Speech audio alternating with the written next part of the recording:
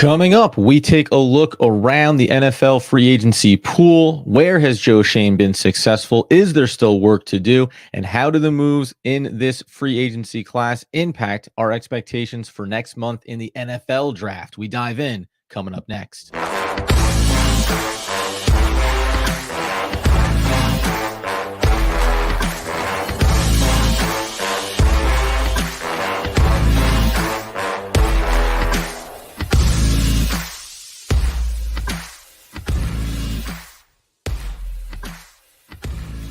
Yes, my friends. It is OGP, the One Giant Podcast, where you know that we are your hosts. Over here, Adam Armbrecht. Over there, soon to be Andrew Makowitz, joining us here live on a Thursday morning on YouTube. If you are in on the action, welcome. Happy to see you. Way to be a part of it. We've been doing these lives all throughout this week and even going back to last week, obviously, with the free agency period, the tampering period. Now the new league year is officially kicked off. So we'll have a sense of where the Giants stand, where some of the teams around the league stand, and what it's going to mean for the Giants heading towards the NFL draft next month.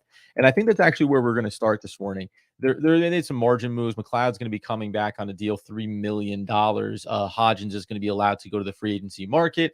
We obviously talked yesterday about some of those margin moves that the Giants made, and Andy voiced his displeasure potentially just about that these are for these kind of moves when you invest a little money here, a little money there, where maybe could you have better allocated? That's going to be, to be seen here as we work our way towards the draft at the end of next month. But in the meantime, are there any names that are still on the market? Will the New York Giants still be a team involved in those discussions? And obviously, one of the big looming decisions is going to be whether or not this is a team that looks internally and says, okay, where the restructure stand for us, right? We know Andrew Thomas would be on that list, obviously. Dexter Lawrence originally was going to be on that list. I'm not saying that he won't be on that list, but the fact that you've seen some other really big deals get put out there at the defensive tackle position does at least have to make you wonder.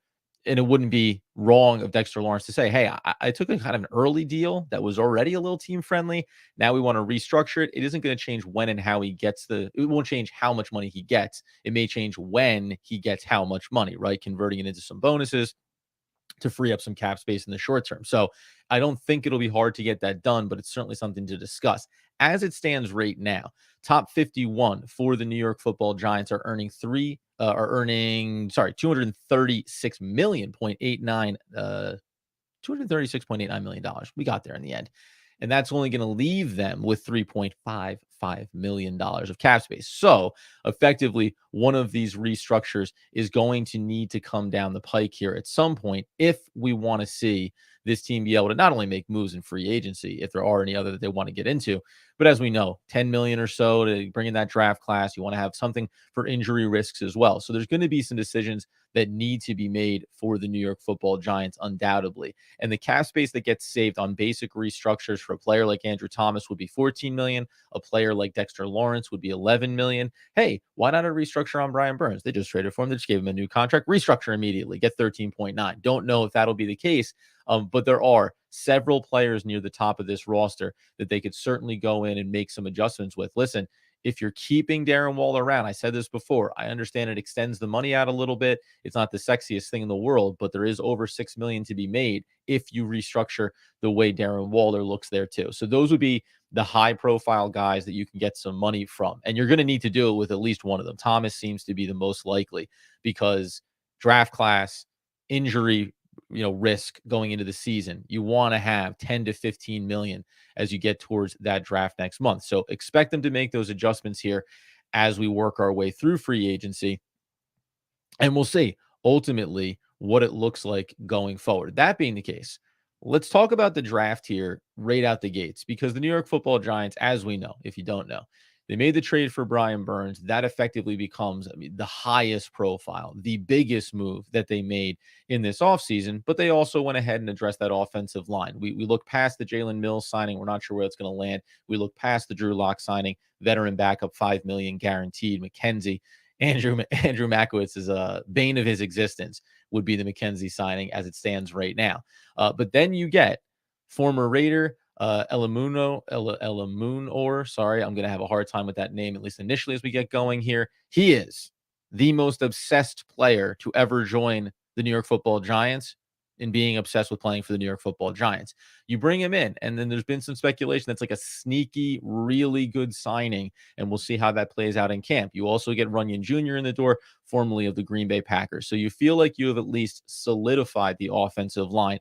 Is it the high profile names maybe we want to go after, the $21+ million Robert Hunt contracts? This is going to be a rough morning for me if I can't get some of these basic names out. No, it's not. But the team has gotten better.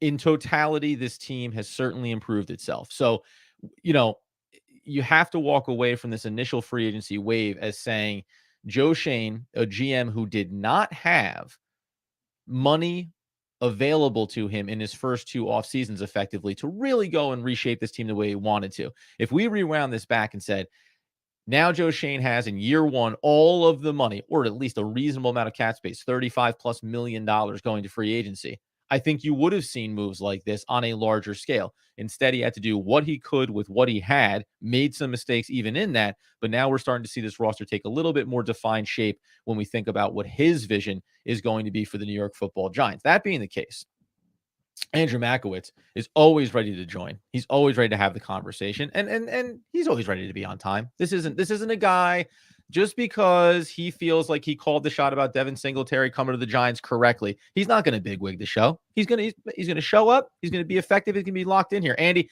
how are you on a Thursday morning as we just recapped where the Giants kind of currently stand, and we're going to set the table for free agents maybe they want to keep an eye on, what it means for the draft next month, and some other things that have happened around the league that maybe inform even better decision-making from Joe Schoen and the Giants?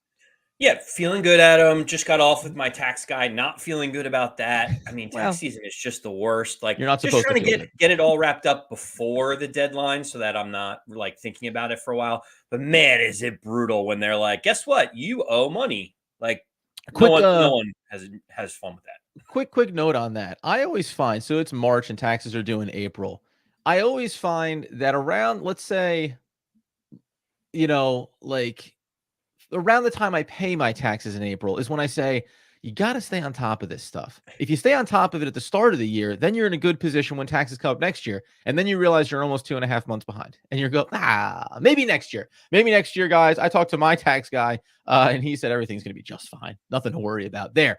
I was just rounding up the improvements that the Giants made on the offensive line. Obviously, the big splashes, Brian Burns, okay. Beyond that, and I mentioned McLeod got brought back here. Hodgins is going out the door. Is there anything right now in free agency with, by the way, $3 million and a restructure coming for at least 1 or 2 players on this roster? Is there anything else you'd like to see them do? Obviously, we would assume in the margins in this free agency period before we talk about getting into the draft and that focus. So the only area of need, obviously, the Giants brought back Nick McLeod on the restricted free agent tender of $2.99 million. Good special teams player. Didn't really get a chance to see the field on defense as much as many Giant fans would like. It's an interesting signing, knowing that they're going to bring him back for that special teams, but also like they are pretty barren when it comes to the cornerback room right now. We mentioned Jalen Mills in our last episode, but he made the transition over to safety. He wears a lot of hats, but primary corner is not one of them anymore. I think you'll see the Giants go out and make a move somehow, some way. There are plenty of cornerbacks available on the market. It just depends on, what Joe Schoen wants to do in terms of price. Is his plan to be able to go in the draft, with the 2nd or 3rd round pick and be able to get a cornerback? Is he thinking, I can allocate $7 to $10 million on a 1 or 2 year deal for one of these veteran cornerbacks to make sure we have some stability there? To me, it feels like that's still a question mark. Regardless of what they do, I feel like they have to add a corner. Do they go with a Xavier Howard? Do they go with a Kendall Fuller? Stephon Gilmore is still out there at 33 years old. There are Adoree Jackson of options. What happened? Adoree Jackson coming back? Well, it's funny. I don't think the Giants are going to bring him back, and they've been very calculated on some of these decisions based on trying to get compensatory picks. Like they did the Brian Burns deal to be able to still have a shot at being able to get compensatory picks. As of now, the contracts don't necessarily match up. We hope someone like Adoree Jackson gets a contract with another team to be able to bump that up. Maybe Darnay Holmes signs with another team. you want to see a couple more Giants players that you're not going to re-sign. Do that so you could get comp picks. So I think I don't know if Adoree Jackson is necessarily going to come back, especially the way he looked in the second half of the year. No, yeah, listen, it didn't look like he still had the legs underneath him there. He had mentioned towards the back end of the season and the departure, it would love to be back in the New York Giants, but he even said at the time for the right price. So, it was one of those things specifically with him where I just wonder if the team and the scheme and just the direction of the organization was just going away from Adoree Jackson. Not that he is still maybe a premier outside corner, but that he doesn't have a value, right? He switched over, played inside, then you have injuries. He goes back outside. It's just last year was such a mess. I do think there are like these veteran, like Jackrabbit. When he left the Giants, we kind of thought, oh, well, that's the end, of his, but he had a couple more like quality seasons in him before you start to get the back end of it. So I think about it that way for Adoree Jackson. And in that regard, say good luck, because you'll go somewhere else. You'll be in a better spot, maybe in a deeper safety secondary room, where like your skill set and age still has value and still gets elevated because the quality around you is that much better. Also, keep in mind, Spotrac has Adoree Jackson's projected contract at $11.3 million. I know. That's the other thing that makes me assume he's still good. I don't know. He's supposed to get $11 million, but it doesn't look like that's going to be the case necessarily. But that alone raised my eyebrows around him. Yeah, I mean, he could get a 2-year, $20 million deal with 14 or 15 million guaranteed from another team. That's way too rich for what the Giants are looking to do, especially for a player like Adoree. I just still think they need to find an established cornerback to pair with Deonte Banks, because right now, it looks pretty barren when we talk about the cornerback room. I talked about this the other day at some point. I threw this name out. Levi Wallace, who played for Pittsburgh this past 2 seasons, but played for Buffalo the 4 years prior. He was an undrafted rookie that came in with Buffalo, played in his college days. I want to pull this up as well. I played at Alabama when, guess what? Brian Dable was there. Then he came in. Assistant GM Joe Shane was in the building for that draft class, for that free agent draft class, following when they signed him. Low cost, relatively speaking, in terms of what the market value is going to look like for him.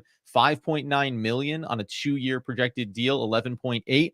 Now, whether or not you look at him in totality and his skill set and say this is a guy that's going to be a number 2 solid corner, that's debatable. The price point is tricky here for me. Again, I like to think that sometimes when you look at these numbers as free agency moves along, you say, well, maybe that comes down a little bit because you weren't one of the early guys. Now we're getting into kind of that secondary version of this market. If you could get him maybe for 4.5 million, right? 5 million even on a deal like that, just to bring stability. Maybe he ends up being your third corner because you go into the draft. But I would look at a player like that for familiarity's sake, age sake, and he has some nice size, some nice length. Does a solid job. When you look at the numbers, he's a respectable cornerback that only ended up playing lower percentages early in his career, built up a little bit with Pittsburgh. Good shout out. Good call. I like that one. He's still in his mid to late 20s. He's been a relatively productive corner. That's the type of corner that I think Joe Shane should be targeting. He shouldn't be Kendall Fuller, is still expecting a multi-year deal at 10, 12, 13 plus million dollars. That feels like it's going to be far too expensive for the Giants based on the spending spree that they've gone through so far. And by the way, every year after his rookie season, 2, 4, and 2 interceptions. A little bit of production there in terms of the turnover game as well. So that would be my big target right now to help improve this roster, because I agree with you. I think there's something lacking here in the secondary right now, and you need to safeguard. Is there anything else you want to see accomplished around this free agency before we redirect ourselves towards the draft and say, based on what we've done in free agency, how are we approaching these picks here overall? Okay, so maybe not necessarily who we're looking to get, but maybe the people that we have signed or acquired. Just a couple of very high news and notes. Maybe these are the things that are probably less interesting to Adam and more interesting to me. But Jermaine Illuminor, let me just tell you, Adam, I highlight him at the top here and how I can't say his name properly, but I'm starting to build up a little bit of a buzz around this guy, because it seems like not only was he destined to be a Giant, but there's this sneaking suspicion. Paul Dottino has been pointing this out as being a guy that he had watched. There's a sneaking suspicion this might be like a steal of the free agency class here, potentially for the Giants. Yeah, I mean, listen, some Raider fans are saying he signed a 1-year, $3 or $4 million deal with us last year because his market wasn't robust, but he played great football last year. Like he was, sought after on the market, and he targeted the Giants as the place he wants to play. And since he agreed to terms, and he's now, he took the red eye flight last night into this morning to be able to get to the facility as soon as possible. He is handling like joining his new team the best way you possibly could. He's excited. He's endearing. He's got all the fans cheering for him. Even Justin Pugh was like, this is the right approach. Like, this is what we want to see. And Giants, the Giant fans, Giant Nation will treat you well. If you want to be here and you express the passion that you have for being here, people love you. Like Justin Pugh, straight off the couch, came here and was like, the only team I want to play for is the Giants.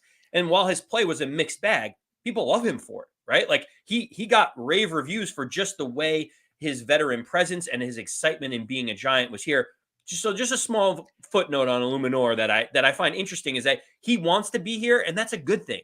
How far away is Justin Pugh from joining Eli Manning on the Eli Manning show? I mean, come on. He was here. He played with him. There's another offensive lineman on the broadcast already. Like, credit to Justin Pugh, by the way. I think this guy is playing it brilliantly. He's cheering on the Giants organization. He's saying nothing but good things, says he'd love to return, would love to keep playing, but he's probably going to retire because the Giants aren't going to bring him back. And he didn't want to go anywhere else. So just, hey, I'm here. I'm available if you need me for any facet of this organization. It's going to be interesting to see if he decides to take a lower deal with the Giants, like a veteran minimum, if he really wants to come back and be a rotational piece, or if he's like, no, like I'll sit out until there's an injury and like hop back in. So like just interesting to keep that in mind about Justin Pugh. He wants to be here. We'll see if he ends up being one of those guys. The other piece is obviously the Giants introduced Brian Burns. You saw the powerful handshake between Brian Daboll and Brian Burns. A tale of two Brians, like who's the stronger one? I think Brian Burns kind of won that one with his just brute force and strength. But they asked him, what are you going to expect? And, what should Giant fans and Giant Nation expect from Brian Burns?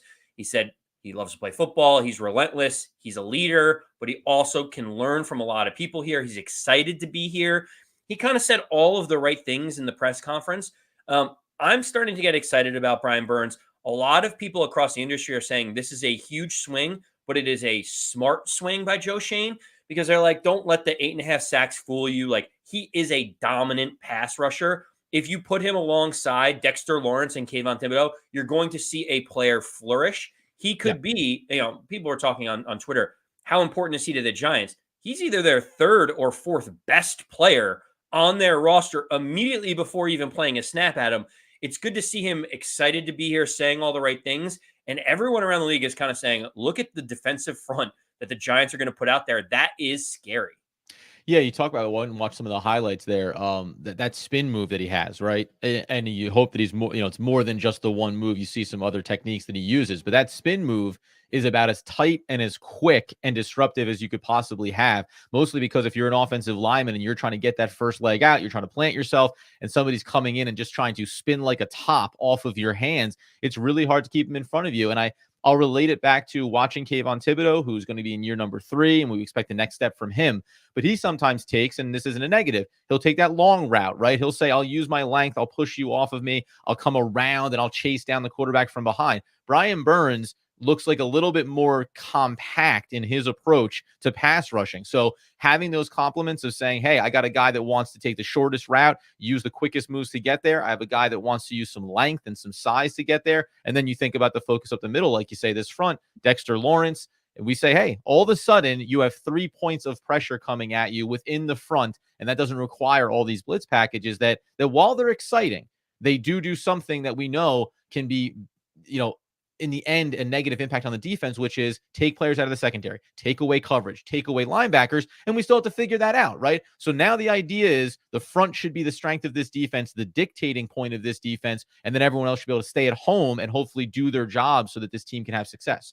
Yeah, they're also talking about in Shane Bowen's system how there may be 3 people getting after the quarterback and Dexter Lawrence there. You could see on passing, obvious passing downs, Azeez Ojulari, Kayvon Thibodeau, Brian Burns, and Dexter Lawrence as the defensive front, which to me, I'm very interested in seeing what that looks like. That sounds like it could wreak havoc on, opposing offensive lines, right? Of course, of course. It's going to be an exciting look there. And you lost Ashawn Robinson in free agency. So before we get fully to the draft here, because I think we're already setting the breadcrumbs of like what needs to get done. Oh, go ahead. What do you got? I have one more thing before we get to the draft, and these No, are no, the no. things Yeah, that. I have other stuff here too. I want to talk wide receivers. Oh, well, I want to talk about something that I know you probably care even less about, but I think is great. Oh, good. And that is, did you happen to see Kirk Cousins, Adam? Did you happen to see Kirk Cousins leave the Minnesota Vikings, sign with the Atlanta Oh, this Falcons? thing. Yeah, yeah. This was a good And one for me. and, Yeah. and did you Yes. see Kirk Kirk Cousins and his Cousins departure. What a put out class a act. Go ahead. video? Yeah. Kirk Cousins put out a video, Mm-hmm. and he was profusely thanking Mm-hmm. the coaches, the trainers, the people in the building, the fans of the great state of Minnesota that called his family home. He was so appreciative of everything that Minnesota did for him and his Yeah. family. And it felt relatively genuine. And I think it was genuine from Kirk Cousins. Mm-hmm. And Adam, if you looked in the mentions and the responses, it was overwhelmingly positive from Viking fans that Yeah. said, "We love you, Kurt. You were the consummate pro while you were here. We thank you for being here. We wish you would have stayed longer, but we understand. Like, thank you for all the well wishes." Yeah. I mean, what a great way if you are a franchise player for a team to just, acknowledge all the people and thank them and like not have it be so hostile that you're maybe moving over to a new team. And it just uh, totally unrelated to the Giants, right? Like there, we definitely didn't have a franchise type player that left for a rival and within an hour of agreeing to terms was arguing with, legends from the New York Giants. We definitely didn't have anything like that, right? Do you think maybe, just maybe, Kirk Cousins like wrote the script on what to do, and maybe someone should just slide that across to Saquon Barkley at some point? No, I don't. Here's why. I'll tell you why. First of all, and I'm a big fan of Giants legends, and I'm a big fan of Tiki Barber. We're not going to get in the weeds on all that stuff. Short of saying Tiki Barber didn't have the most graceful exit from the Giants either. That wasn't about what he wanted, but just about departing and saying, "Hey, this is what I think's going well or not so well with the organization." And the team went on to win a Super Bowl, and he's gotten past that as well, and he's acknowledged that. So it's all good. Here's why these things are talking two completely unrelated topics. Kirk Cousins signed a 3-year contract for $84 million from 2018 to 2020 with the Vikings. Then he signed a 2-year, $66 million contract with the Vikings. And then he signed a 1-year, $35 million contract with the Vikings. The Vikings made him an enormous amount of money. They made him insanely wealthy. He was very productive for them. They had some great seasons. They went to the playoffs, but he made a boatload of money. That's the bottom line. Saquon Barkley, through his eyes, looks at it as, you never paid me.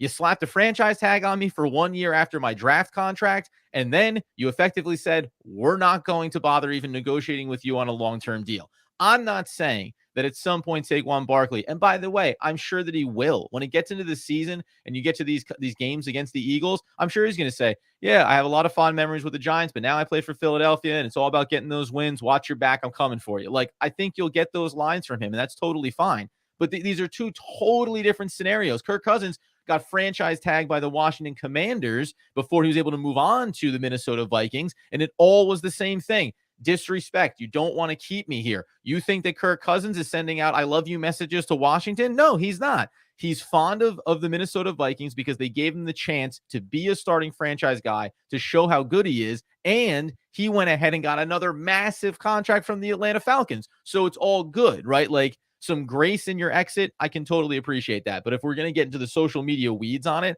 Saquon Barkley doesn't really owe anything on his exit to the Giants. It was not the most pleasant of departures. And remember, for a guy who was drafted second overall and was touted by the GM at the time as being a gold jacket wearing face of the franchise player, it's gone completely the opposite direction for him. And not all of, maybe, minute portions of that are of Saquon Barkley's doing. It's a byproduct of a poorly run organization for years. So, no, Well, I don't think I Saquon just has want to to. refute Yeah. one thing that you said, because you mentioned Kirk Cousins. You mentioned how he got franchise tag. He played it all out with the formerly Washington Redskins. Yeah. When Kirk Cousins decided to sign with the Minnesota Vikings, going to get all that money, he penned an open letter to the fans right away and said, knowing I will Oh, to not be Washington putting on guys? a So I think I do Redskins remember jersey that. next season, it's hard to look back at all that's taken place and not be emotional. I will forever be grateful to Mike Shanahan for taking a chance on me in a 2012 draft. At the time, many people saw his selection as foolish. Time proved otherwise and taught me that there are no guarantees in this business. But if you if you work hard and learn from your mistakes, good things can happen. I would not trade the last decade for anything.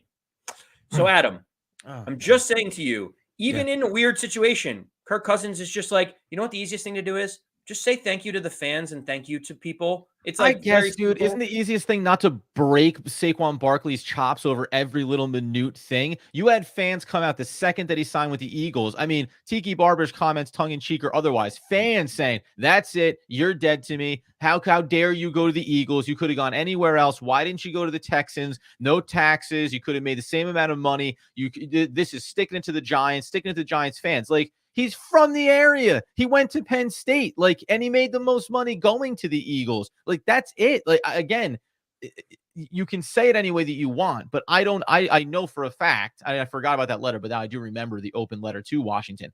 The fan base, like, nobody cared about Kirk Cousins and saying, like, how dare you, Kurt? You should have told them that you'd pay them money to stay with the franchise. They were ready to move on from Kirk Cousins. This is like such an acrimonious departure between the fan base and a player when it comes to Saquon Barkley. If I'm Saquon Barkley and I'm looking around the social media landscape, which is a bad place to get your total perspective, right? If Saquon listened to our podcast, he'd hear us say, we think he was fantastic. We think he's great. He's a great person on and off the field. And we wish that he was a Giant for life, but it wasn't going to work out that way. And it's nothing against him.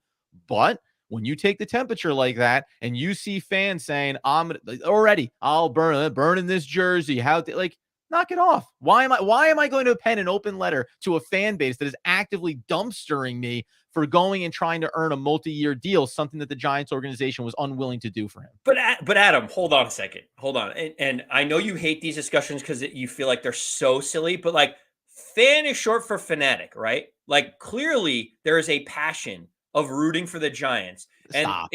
it's Being before, passionate is one thing. but Burning players' jerseys and doing saying the kind of things that people are saying on social media about Saquon Barkley for going to the Eagles, fanatic. It's stupid. well, listen, of course, burning jerseys is silly and childish. It's a way to get your emotion of your heart being ripped out, someone breaking up with you, and you're like, yeah, I never liked you anyway. It's like, okay, I get it. You're hurt. That's fine. But like, the same passion that made people buy Saquon Barkley jerseys, made people buy hundreds of thousands, if not millions, of Saquon Barkley jerseys. The same passion that those Mm-hmm. fans had where they traveled to hostile environments like Philadelphia and Dallas and rooted on the New York Giants. The same fans that he Mm-hmm. wanted to get super loud against the Philadelphia Eagles, I don't know, 6 months ago. Mm-hmm. The second you sign with a bitter rival, you will expect that there will be at least some fans that are overly emotional, overly sensitive, and upset about it. In Great. totality, though, you have to keep in mind that those fans were passionate for you. They wore your name on the back of the jersey. All you have to do, it's so simple, is just say, I loved my time with New York. The fans were so passionate. I appreciate it. While I'm moving on to another team, I will never forget the memories that we made together. Thank you, Big Blue. Like that's all you have to do. And instead, we start getting in arguments and fights. And you're like, this is just not the way to handle an exit. It's just not. But hey, if he's going to be a Philadelphia Eagle for the rest of his career, does Did he we even do? care? Was there anything from the Giants when Saquon Barkley left?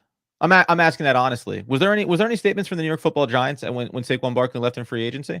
Was Well, there? I don't know. Right. Was I there haven't. anything, yeah, like I couldn't say it. I'm saying this honestly, because if there's not an open letter from the New York Football Giants to Saquon Barkley saying, we want to thank Saquon Barkley for his dedication to the football team, what he meant to this organization, how critical he was in a time when this team was terrible, when our organization was horribly run, when we didn't have an offensive line, when we were making mistakes all across free agency and in the draft, he continued to show up every single game that he was able to and healthy and capable of doing it, and went out and gave us his best every single day on the field. Like, I mean, like, listen, start there and say that there was an open letter going the other direction. Maybe I'll entertain it. And even at that, the bottom line is I don't need to entertain this anymore because Saquon Barkley is a Philadelphia Eagle. It's going to be really difficult to watch him when we play against them. Why? Because he's probably going to have some really good games against us and ultimately may be the deciding factor between wins or losses. While Andy looks in the background, because maybe that is there. That wasn't I wasn't being, mocking No, in the no, no. question. I'm Yeah, that's curious if it existed. I was genuinely curious to see if they've penned anything yet. Ronnie Rivers Um, says nope, and I'm trusting Ronnie Rivers. Why? Because she's agreeing with me. Now, let's try to wrap this one up on a slightly different note, talking about where we stand currently in the draft. If you're watching live on YouTube, you realize that if you're watching the rundown, it wasn't exactly telling you what we were going to be talking about. Now it is, because I was a little bit behind again in the way we're working the graphics here. So ultimately, we talk about the free agency roundup. We'll probably get into here maybe on tomorrow's episode what's going on, remaining players. Is there a market that continues to come down here? But now we talk about the draft board real quick for the Giants. When you think about this now and the moves that they made, let's still assume, at least in both our minds, that we believe this is going to be although I do have a question for you. It's going to be a playmaker at the 6th overall spot, a Dunze, right? We talk about Neighbors. Maybe the trade down happens there. There's also been no speculation already in the last 24 hours that the Giants are having discussions about what it takes to move up the board here. And that's actually where we'll start, because this is the scenario that Andy played out yesterday and refused to give his full-throated opinion on the podcast, to my frustration. If the New York Football Giants move up the board to get their quarterback and still have Daniel Jones and have Drew Lock at $5 million, I'm pretty sure this is the exact scenario that you said would make you believe that the Giants have no clue what they're doing, they're totally out of their minds, and this is a disaster. Please go ahead. I may have uttered words similar to that, Adam. So every decision that has been made in free agency so far has led me with conviction to believe the Giants are drafting a wide receiver at 6. That the fact that there is a massive hole that needs to be filled in the wide receiver room, maybe even 2 wide receivers in the wide receiver room, speaks to me like they still need someone there. They need an impact player. I think it's going to be Roma Dunze or Malik Neighbors at 6. Do you think so? And I mean, I at least for this moment, I agree with you. The quality of player is going to be too strong. It looks like the quarterbacks are going to be up there in that area. We know Joe Alt's going to be in the mix. We know Marvin Harrison Jr. is going to be in the mix. That makes 5 players at a minimum. When you get to the 6th spot, worst case, one of those 2 wide receivers is going to be available for the Giants. We won't talk about trade downs today, but the difference between then making that decision there and then when you come up into that 2nd round, which, by the way, now, after sending over the earlier 2nd round pick in the Brian Burns deal, the Giants are going to have to wait a little bit longer before they come up on the board. I look at guys like Lassiter out of Georgia, the cornerback.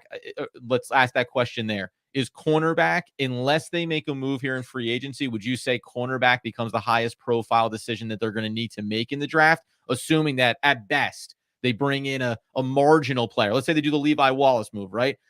Would signing Levi Wallace prevent you from saying cornerback still needs to be one of the immediate things that they do? And if it's not going to be first, it probably needs to be that 2nd round pick. Yeah, there are glaring needs at cornerback and wide receiver. And I think those with our first 2 picks is where I would want Joe Shane and the Giants to go. And I think it's clear. I think it's clear as day. There are literally areas that need to be filled in both of those rooms. Yep. I understand that people want the Giants to trade up to 3 and get their quarterback of the future. There's whispers about that. Obviously, Rich Eisen said the Giants are done with Daniel Jones. I look at the quarterback room and I say Daniel Jones will be healthy come week 1. You just gave $5 million to Drew Lock guaranteed. Tommy DeVito had an 89 passer rating, 8-3 touchdown interception ratio. When he filled in as a QB number 3 in an emergency thing, he showed that he can at least throw a football. So to me, I'm like, okay, I can walk down the path of saying that the quarterback room is set for this season, right? Knowing the cap hit that Daniel Jones has, knowing that you just gave $5 million guaranteed to Drew Lock, and knowing that you have Tommy DeVito waiting in the wings. The reason why I get so frustrated about this idea of the quarterback at 6 is because, as I mentioned before, all the decisions that they have made so far, to me, point away from them taking a quarterback at that high spot. We mentioned Drew Lock's 1-year, $5 million guaranteed deal to then in a couple of weeks go sign a quarterback with the 3 or 6 pick. You basically just lit $5 million on fire for no reason. Literally no reason. Yeah, I continue. So I'll very briefly say on that. I don't understand what you're talking about with that. You go back and look at last year. It's the exact same structure. They're paying Tyrod Taylor even more money than they're paying Drew Lock this year. You still have Tommy DeVito. You can make a case that he surprised you, obviously, and what he's capable of doing. I think the Giants internally say we surprised ourselves with how good we are at making this quarterback better. but you're walking into the same exact situation. If you didn't sign now, again, relative to, and that's why you're taking a quarterback, that's fine.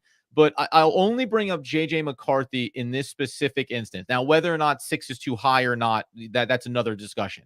And we said this before, because of his age, like if you drafted Michael Penix Jr. at 6, let's just say, and he's 24 years old, I think I would lean more into your camp of saying, well, he's 24. If Daniel Jones is healthy and ready to start and he doesn't look so good or he goes down, it's time for Penix Jr. to get the reps.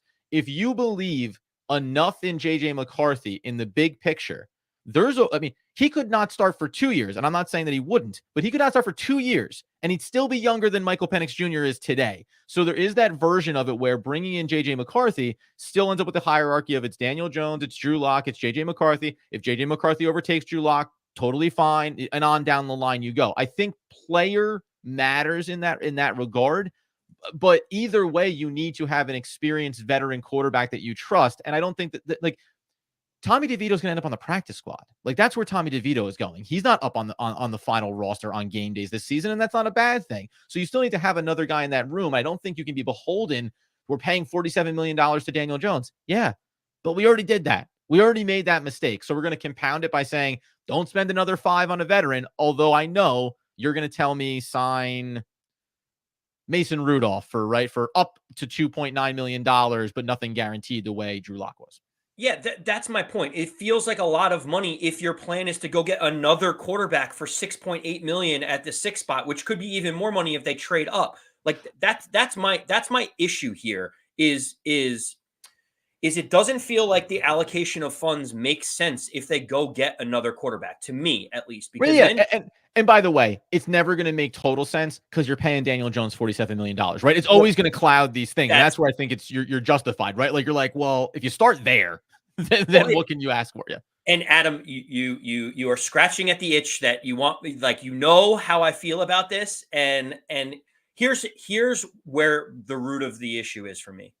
We are 12 months and like 6 games removed from when Joe Schoen and Brian Daboll were the people that said, let's give Daniel Jones $160 million contract. $80 million. Well, 4 years, $160 million is the actual contract that he signed. There, we can talk about the guaranteed money and how it all moves around. And like, yes, the 2-year pact, the Giants can get out with a less impactful cap hit of $22 million if he doesn't make it after a 2-year deal. So I understand where the Giants are. But like the fact that we saw 7 games since he had that against this with this horrific offensive line, where Joe Schoen acknowledged that the line was terrible by going out and 2 of his free agent signings were offensive linemen right out of the gate. Can we just figure it out? Like, we're not that far removed from when you thought he was the guy, Joe Schoen, from when you, Brian Daboll, said, another year under my system with Mike Kafka, we can do this. Why are we signing Drew Lock for $5 million, having Daniel Jones with $47 million, trading up in draft capital to go get JJ McCarthy or Drake May and spending $8 more million when Daniel Jones has a $50 million cap hit 7 games removed from when you gave it to him? So yeah, this is all relative. Trading up to 3 versus sitting at 6 versus the decisions you're going to make 100%. But again, I just, because this is where I think it's just fun because it doesn't work me up the way it works you up. But you're saying but what you're advocating for is a commitment to Daniel Jones. Like that's what you're advocating for. You're advocating for Daniel Jones. No. What I'm saying is 100% are. This is where I'm going to bust your chops here, because you don't get to say, well, because Joe Schoen did this thing, he's signaling this thing. If you think that it'd be fundamentally flawed to be committed to Daniel Jones going into this season, then that means that you don't want Joe Schoen to be committed to it. So if he made a mistake and gave out a contract and then realized whether it's injury, production, or otherwise that Daniel Jones is not going to be the future of the position, then how could you advocate for him to be committed to something that you don't think is the best path forward? It'd be a disservice if a GM said, I made a mistake and I'm going to triple down on it by being committed to him.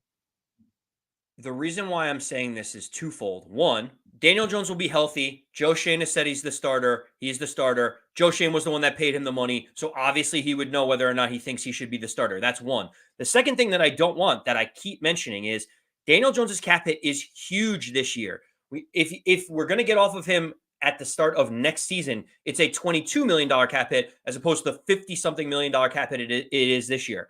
If we are going to move on, I don't want to waste 1 year of one of these quarterbacks on his rookie deal where the quarterback room is crowded with 60-something million dollars of cap space. I'd rather wait until next year and figure it out then, as opposed to getting a quarterback in the room, having it crowded, 60 million in cap money spent on it. You're wasting a year of team control where you can build the roster accordingly and go out and get those free agents and make the team better around that rookie quarterback. So for me, this whole thing is like you're 7 games removed from giving Daniel Jones $160 million. If you don't think he's the guy anymore, season removed. It's not 7 games. You're a full 17 games removed, and he didn't play in over half of them. Like, that's disingenuous too. It's an entire season. It's not 7 games. It was 7 games he was healthy before he got hurt and couldn't play quarterback for you. Sure. Yeah. So that's a factor. I mean, that's like saying, it's like saying, hey, you just bought that car. You only drove it for 7 weeks. Well, yeah, I stopped driving after 7 weeks because it broke down. If I could have driven it for 17 weeks, then I'd be thinking, oh, that was a good investment and I want to keep moving forward with it. Because it broke down and the bills are coming in for how much it's going to take to repair the car and get it back on the road, I'm now considering the idea of, well, maybe I should cut my losses and get myself a new vehicle. And just on that, again, I will reiterate this because we'll continue this part of this conversation again going forward, because it's not going to stop anytime soon, by the way, because the draft is a month away and this debate is not going to quiet down. The idea of wasting a year of team control. Listen, I get it. The team control, the 5th-year option, all that stuff. I'm only relating this mostly back to a JJ McCarthy decision about he's 21 years old. If there's no guarantee that any quarterback you're bringing in is 100% ready. Now, if you trade up in the draft, I think that speaks to a different approach to what the season's going to look like. And you have to say, hey, if you're going to spend that draft capital, then that player needs to be in the door and working. And I don't think that's very likely because you just gave up draft capital to go get Brian Burns. I don't think that's the scenario that's going to play out here.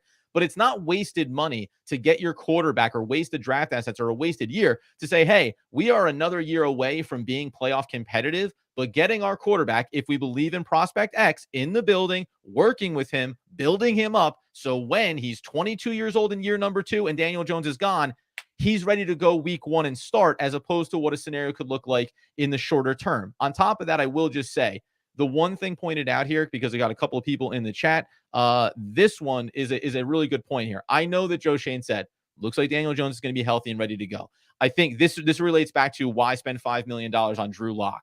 The guaranteed money, I would correlate it back to, yes, we believe that Daniel Jones looks like he's going to be healthy and ready for training camp. But if he's not, if he suffers a setback, then this is why you have Drew Lock, right? Why you're paying him $5 million. It's, hey, there's a real world scenario where you are starting week 1 for us potentially, and then we get in the weeds on all the injury stuff with Daniel Jones, blah, blah, blah. But that's the logic that I think still holds there. And again, in totality, I agree with you.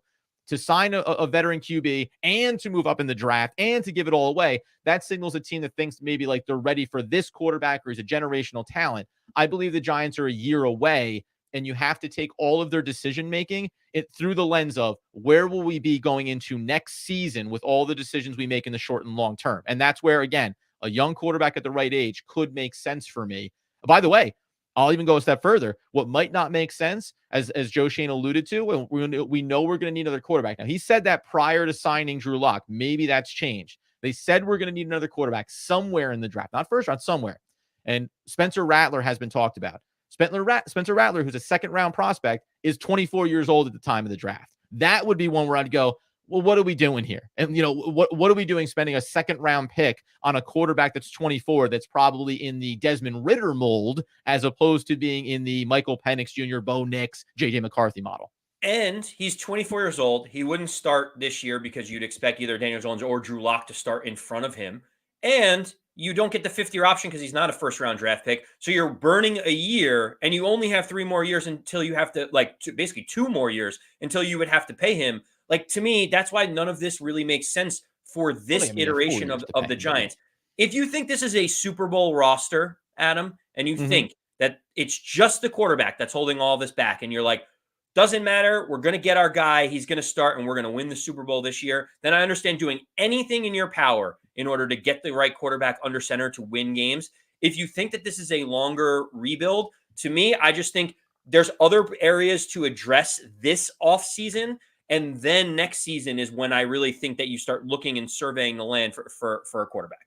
100%. You don't know how your record's going to go this year. You don't know where you're going to be in the draft next year. You don't know what's going to cost you to get up next year. Again, I'm advocating if you're at 6 and the quarterback that you like is there, then you could make that decision. I'm not saying it's the one that I would make necessarily. I'm just saying it's an option that that nothing about this offseason makes me think that they could not make that decision, or that I would look at it as, what are we doing here, right? By the way, OG Knockout says Daniel Jones is trash, guys. Listen, I lean more on that side of it. And by the way, like Andy's not even advocating that Daniel Jones is still a franchise guy and can lead this team to glory. He's really advocating for follow the breadcrumbs of what the organization has done and ask the question, how wavering are you in your commitment, right? Like how willing are you to, after, as Andy said, 7 healthy games, I think the injury is what plays as big a factor as anything, but you made a commitment to Daniel Jones, 7 games injured, and you look at all the things you didn't do across your roster,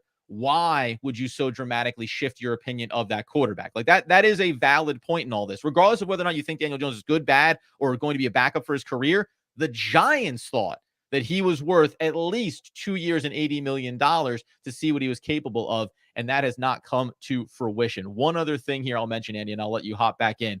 When we talk about OG Knockout saying get Justin Fields and draft the receiver at 6, this is another one that makes absolutely zero sense to me. All due respect, OG. Even if it costs you nothing, which it seems like it's going to be less and less expensive to get Justin Fields, because it could be a 5th round pick, could be a 6th round pick, because a lot of those musical chairs have filled up in the QB room over free agency. Even if it's low cost, you have to make a decision about his 5th year option immediately. So you're right back in those waters in terms of the money you're allocating to him. If you bring him into the building, then you have to figure out a way to get rid of Daniel Jones. And maybe you can do that. I highlighted $11 million in dead cap, $36 million in cap space on a post June 1 trade. If you could trade him and put assets with him to get rid of him, great. But go look at Justin Fields, man. The general consensus around the league, including from the Raiders, who have the offensive coordinator and did not want to go get him, is that he might not be that good. Then the numbers suggest that, like, he could be good. He obviously is a dynamic dual threat quarterback, and in the right system, I think he can be good.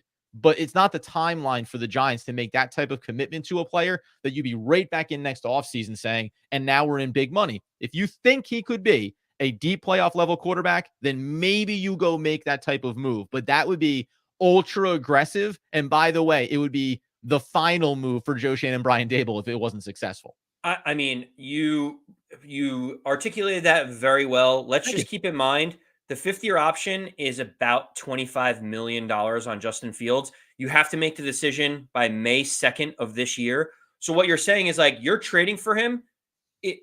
Walk me down this path. You trade a 3rd round pick. Let's just say it's a 3rd round pick for Justin Fields, right? Then before beginning of May, you have to make a decision. Do I exercise Justin Fields' 5th year option at $25 million? Right now, I don't know if there is a good answer as to whether or not Justin Fields is worth $25 million a year when teams aren't even willing to give a 3rd or a 4th rounder right now. But Adam, you'd have to commit to him. You wouldn't trade a 3rd round pick and then not pick up his option, right? Like, you would trade him with the intent of saying, I think Justin Fields is going to be here long term. You'd be committing $25 million to Justin Fields next season before he even plays a snap. And if you don't, you get back into the Daniel Jones circumstance. To me, if you're moving off of Daniel Jones, you need to wipe the slate clean. You need to start over with someone young that is under team control on their rookie deal for longer than 12 months. Like, that to me is rule number 1 in this whole equation. So, and I will go down this road for the sake of conversation and say, this is what I would say. If you were in the camp trade for Justin Fields, the first thing I would say is, you said 3rd round pick, and I think the higher the draft capital go get him is more signaling of what your commitment would be to him, right? Say it's a 4th round pick though, right? To get him in the door. If I were in the Giants' shoes and I was thinking about doing this, I'd get him for a 4th round pick. I might not pick up the 5th year option. I might say, is it worth it? And you could name any position across the league, right? The Giants, they traded a 3rd round pick for Darren Waller to see if he could elevate that room, right? And it doesn't look like it's going to work out. And we look at it as being, what could you have drafted? How could you have used that better? So there's hair splitting decisions around that.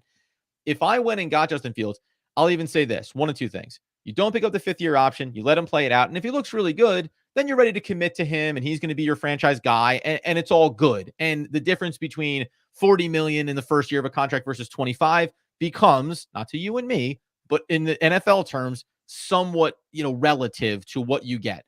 If you pick up the 5th-year option, the one thing that you could make the case for with Daniel Jones being out the door and all of this, $25 million on the AAV right now, that puts him at Geno Smith's level, right? And you're talking about being that's below mid-level of the quarterback room. You still have Jordan Love, who's going to come up and get paid. You're still going to have Bryce Young, who's going to come up and get paid if he starts to go the right direction a couple years away. CJ Stroud, right? Even Trevor Lawrence. You're going to have some discussions around some of these players. And there's some other players like Anthony Richardson a few years away. Point being, 25 million is not as seismic a number as you would think about it 5 years ago. If you said, hey, we're going to bring him in, we're paying the 5th-year option, and we're going to at least have our bridge quarterback, and we could walk away after another season because we get our rookie next year, so be it.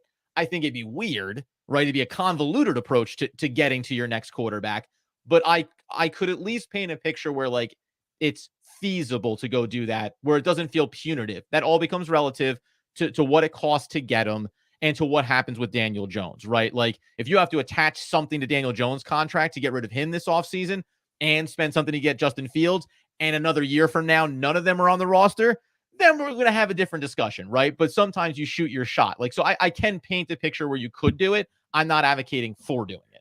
Yeah, Paul McDermott says a good point. If they actually exercised Daniel Jones' option, we wouldn't be stuck in this. To your point, they declined it at around that 23 million, Adam, and then they had to pay the 40 million. And so like that's the whole thing. It's like you fall into this slippery slope of like, if we don't do it and he actually performs the way we wanted to, now we've got to pay 50% more than what we could have had him for before. And you don't want to get into that, knowing as well is if you pick up that option and you let Daniel Jones go at the end of the year, you have 22 million in dead cap on Daniel Jones. You'd have 25 million against the cap in Justin Fields. It'd be a really interesting way to have a $50 million quarterback on your roster again all of a sudden, and then have to pay him again if he ends up performing well. I just want to wipe the deck clean. If it's not Daniel Jones, if you don't like Daniel Jones, you don't think he's the guy, great, fine. Let's just start over from scratch then and build the roster and do this properly, as opposed to grabbing guys that we're going to have to pay a bajillion dollars if he ends up doing, even decent for the Giants. Oh, of course, right, and that's all a big part of this. All a big part of this discussion. And by the way, like the irony that the reason they didn't pick up the 5th-year option was because Daniel Jones got injured, which led to them giving him the 4-year contract, and now they're going to move on from him because of an injury. Like that's a part of it too. It's funny. We were talking about, well, you committed 4 years or 2 year, whatever. You gave him the contract, and now you're all of a sudden pivoting. Well, in reality, they're actually pivoting from their pivot, because the original decision was he got injured. We're not going to pick up the 5th-year option because we don't believe from a health and production standpoint that he could be our quarterback. Then he comes back and has that year. They go, all right, pivot. We'll give him the contract. Now they're going, no, pivot again. So maybe we're only one season away here, or half a season of Daniel Jones starting the season playing like pretty good.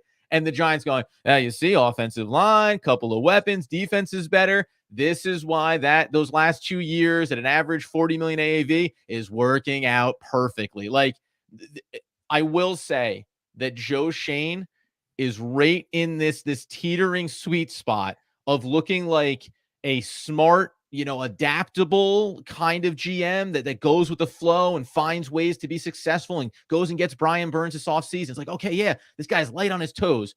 Or this guy is getting blown around by the whims of the wind, and we don't know half season to half season where exactly he stands. Because, oh, by the way, compensatory picks all being considered with the moves that they made, we also can go back to how Saquon Barkley could have been traded at any point over the last 2 years, right? Xavier McKinney could have been traded at any point over this past season. And by the way, just to round it out, Xavier McKinney did give a very thoughtful farewell to the New York Football Giants fan base.